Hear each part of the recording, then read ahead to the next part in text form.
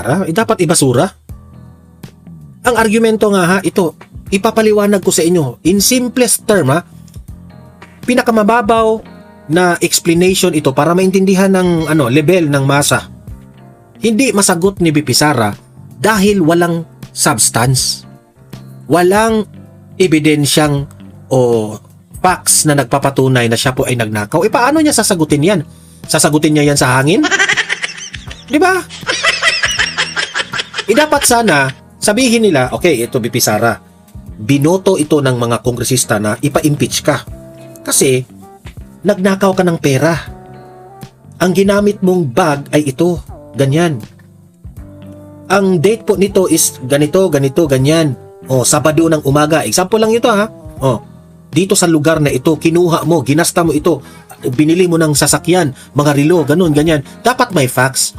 Para masagot ni BP Sara, oy, mali yan. Sasabihin ni BP Sara, mali yan, hindi yan totoo. Nasaan ang resibo ninyo na nagpapatunay na bumili ako ng sasakyan?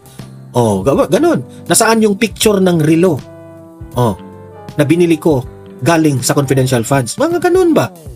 Sabi mo, example lang. Binigay mo sa pangalan na ganito. Wala naman kayong maibigay. Di ba? Bago kayo mag-aakusa sa isang tao, dapat may mabigat kayong facts. Okay? Hindi yung puro laway at istorya lamang. Ang hirap nitong media na ito, bayaran rin kayo itong mga media na ito. Inaano din nila parang, anong tawag doon? Parang,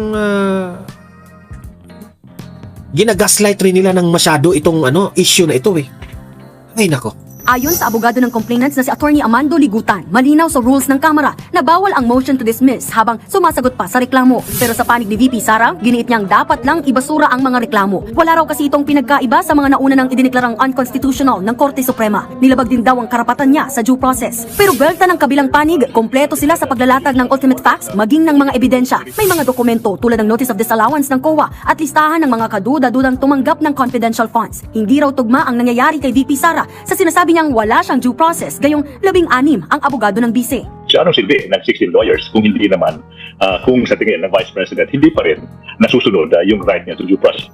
Dagdag pa ni Deputy Speaker Paulo Ortega na endorser ng isa sa mga reklamo, hindi sinasagot ng bise ang mga akusasyon sa kanya. Isa ka pa, bakulaw. Bakulaw rin ito Makipag-debate ka pa kay BP Sara, ay abogado yan. Ikaw, abogado ka ba? Ha? Sino ka? Nagtatago lang daw siya sa technicalities. Yes, yung mga banat, pamumiliti ka talaga yung banat itong si bakulaw na ito Kapri na, bakulaw pa. Pasensya na ha. Bukas nakatakda muling magpulong ang House Justice Committee kaugnay sa impeachment proceedings ng bise. At dahil nagpadala na rin ng parehong manifestation ng fourth complainant na si Attorney Nathaniel Cabrera na hindi natutugon sa sagot ng bise, tatalakayin na ng komite kung may sufficient grounds for impeachment laban sa bise para umusad na ang pagdinig o hearing proper. Nagbabalita mula sa Frontline, Marian. Ay nako, so yan po ang masakit na katotohanan na mga bobo itong mga taga-kamara. Ay nako. Kaya itong bansa natin na wala talaga, walang asenso kasi yung mga binoto ninyo, mga walang utak. Wala talagang utak. Iba kasi yung utak ng mga bright na mga lawyers dito sa mga kamara na walang alam kundi bumanat lang. 'Di ba? Mag-aakusa ka ng vice presidente na nagnakaw ng pera, kinurakot raw, na wala naman kayong maibigayng facts. Paano sasagutin? Diba? Ito. Itong si Yusek Bernardo. Ex-DPWH ito, si Yusek Bernardo. Tumanggap umano ng 130 million na balato kay Zaldico. Pero ngayon, state witness na. State witness na. Yan ang siguro, kung sino yung kumakampi sa administrasyon, kahit may ginagawa kang A person who was center in the method or scheme is very important for us to follow the money and follow the trail of money. 130 million pesos ang sinasabing natanggap umano ni dating Public Works and Highways Undersecretary at ngayon state witness na si Roberto Bernardo mula kay dating Congressman Zaldico. Ito ang nakasaad sa isinumiteng judicial affidavit ni Bernardo sa Sandigan Bayan 6th Division bilang bahagi ng kanyang testimonya laban sa siyam na DPWH Mimaropa officials at kapwa akusado ni Zaldico sa kasong malversation. Ito po yung hinahandaan namin dito sa Office of the Ombudsman para pagdating po niya sa Sandigan Bayan, may sabi rin niya lahat ng nalalaman niya. And again, here at the Office of the Ombudsman, we're really only after the truth. Base sa ginawang paglalahad ni Bernardo, 10 milyong piso kada taon ang natanggap niyang pera kay Ko mula taong 2023 hanggang 2025. Ipinadala umano ito sa tauhan ni dating Mimaropa Regional Director Gerald Pacanat na isa rin sa akusado. Oh, ayan, no? Hindi pa ba klaro yan? Di ba? Alam naman natin na itong si Zaldico ay kontrolado ito ni Martin Romualdez. At si Martin Romualdez, pinsang buo ni BBM. Di nyo ba gets?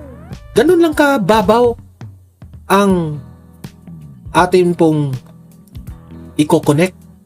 Pero ewan ko dito kay Ping Lacson, bakit bulag siya dito? Di ba? Wala, hindi ko maintindihan talaga Lacson, no?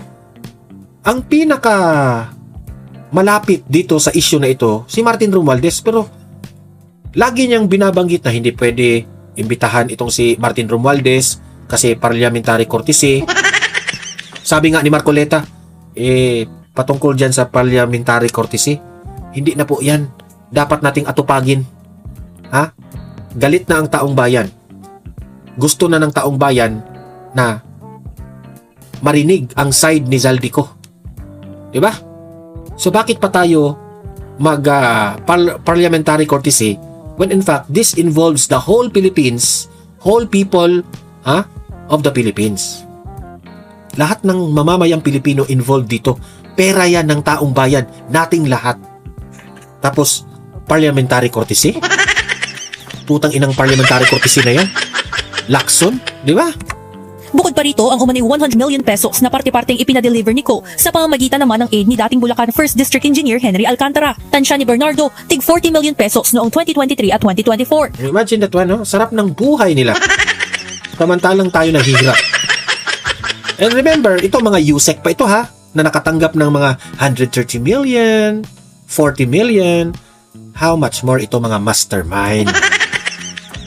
Ha? At 20 million pesos nitong 2025. Nang tanungin ni Associate Justice Sarah Jane Fernandez kung para saan ang mga pera, sagot ni Bernardo, token of gratitude umano ito. Wow, token of gratitude? Token of gratitude? Tapos pera ng taong bayan ang gagamitin? Wow! Wow!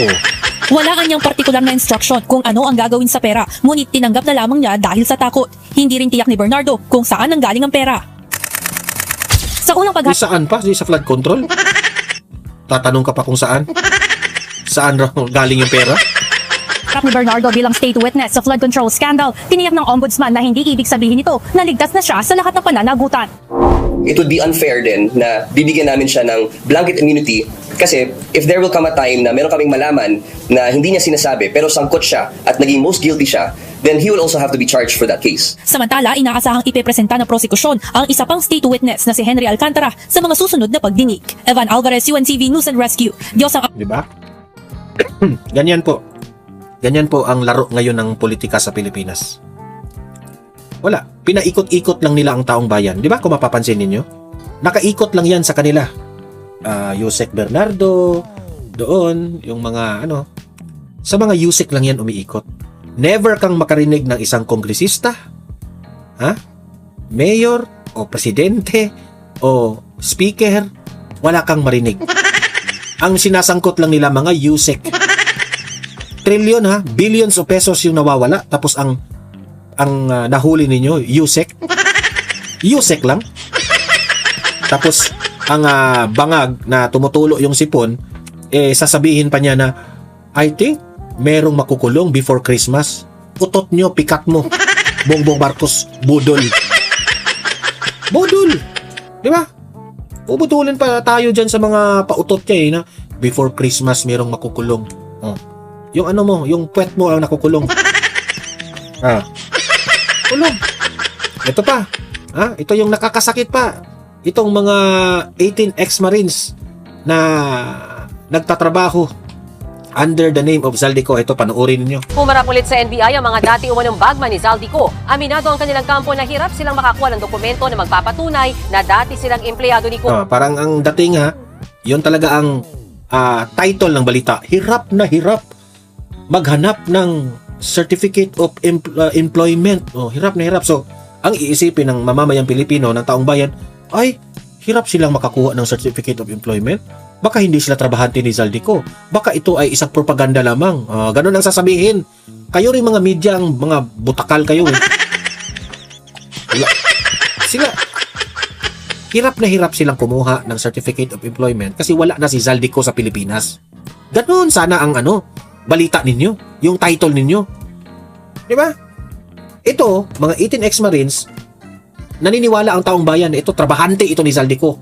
Huwag niyong i-twist yung istorya na itong mga politicians na nakatanggap ng mga mali-maletang pera ang inimbestigahan ng mga putang inang NBI na ito. Ito naman ng ex-Marines ang inimbestigahan. Bumaliktad ka agad. Di ba? I-interviewin nila isa-isa itong mga ex-Marines raw.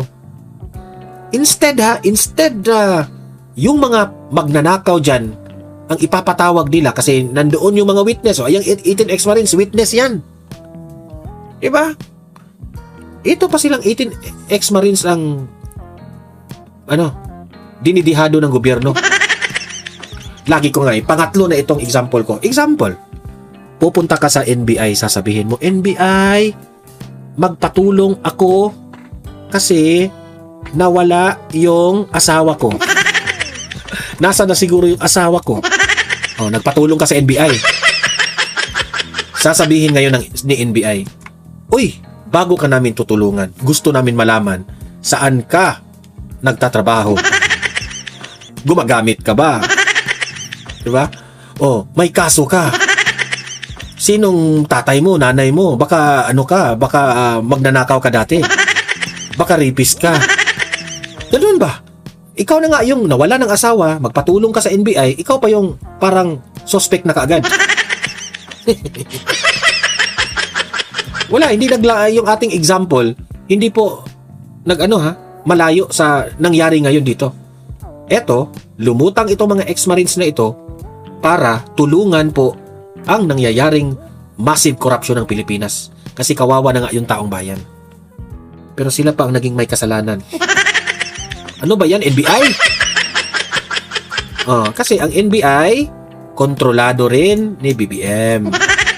Yan ang totoo. Ayon sa kanilang abogado na sila Vito Baligot, dala nila ang ilang dokumento na nagpapatunay na empleyado ni Ko ang kanyang mga kliyente. Aminado ang kanilang abogado na hamon ang pagkuha ng mga ebidensyang magpapatunay na empleyado nga dati ni Ko ang kanyang mga kliyente. Yun yung isang hurdle namin dahil yung contract certificate of employment mahirap makakuha dahil wala na si Zaldico. So yung ID naman nila ay kinonfiscate pero may mga ipinakita kaming ibang mga pruweba na empleyado talaga sila ni Zaldico. Halimbawa yung mga litrato na kasama nila si Zaldico, may mga resibo na pagbili nila ng mga maleta na nakapangalan kay Zaldico, mga ganun po. Tutol naman si Baligod sa naunang mungkahi ni NBI Director Melvin Matibag na dapat palitan na siya ng mga dating sundalo dahil kabilang din siya sa mga iniimbestigahan. Sabi ni Baligod na pupulitika na umano ang investigasyon ng NBI. Inaalam ng NBI kung may malakas na ebidensya ang kampo ng mga dating bagmen laban sa mga opisyal ng gobyerno na nakatira nila umano ng mali-maletang pera. Ilan daw dyan dating miyembro ng gabinete ni Pangulong Bongbong Marcos. Imagine that one? Ang gabinete ni Bongbong Marcos di umano tumatanggap ng maleta? Gabinete pa yan, ha? How much more si BBM? Pinagtatanong lang tayo, ha? Kasi sabi nila nakatanggap ang mga gabinete ni BBM. Di ba? Si BBM nakatanggap rin ba? Yan ang tanong.